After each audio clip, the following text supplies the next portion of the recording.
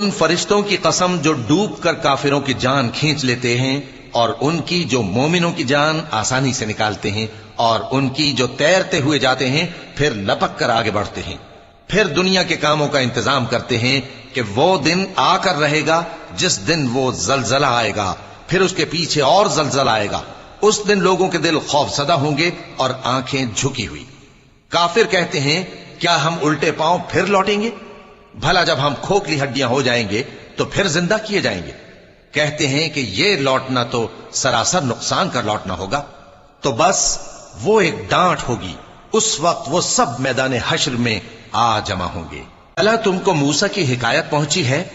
جب ان کے پروردگار نے ان کو پاک میدان یعنی طوٰ میں پکارا اور حکم دیا کہ فرعون کے پاس جاؤ کہ وہ سرکش ہو رہا ہے، پھر اس سے کہو کہ کیا تو چاہتا ہے کہ پاک ہو جائے اور میں تجھے تیرے پروردگار کا رستہ بتاؤں تاکہ تجھ کو